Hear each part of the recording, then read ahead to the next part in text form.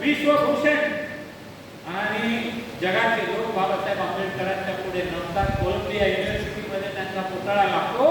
एवढा मोठा महापुरुष ज्यांनी लिहिलेलं संविधान आज जगभर गाजते.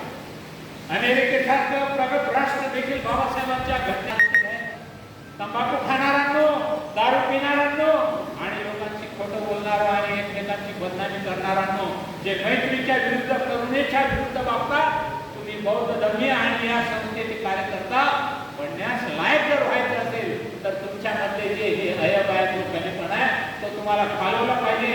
दिलीप वानखडे साहेब, कोणीही कार्यकर्ता तुमच्या समोर येईल त्याला प्रेमानं जिंकलं पाहिजे. आम्हाला कोणाला शिवीगाळ करून त्याला कमी दाखवून आम्हाला त्याला जिंकायचं नाही. अरे जग जिंकलं पाहिजे. जग जिंकायचं असेल तर प्रेमानं जिंकलं जाते, तलवारीच्या जोरावर जिंकलं जात नाही.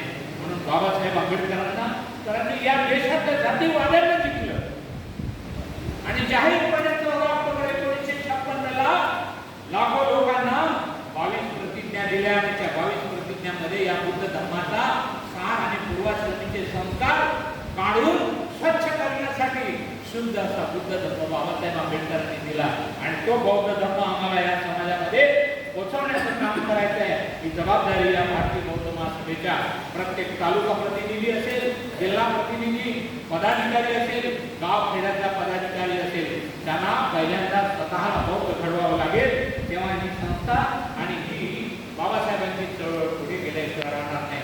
आणि ही जर पुढे गेली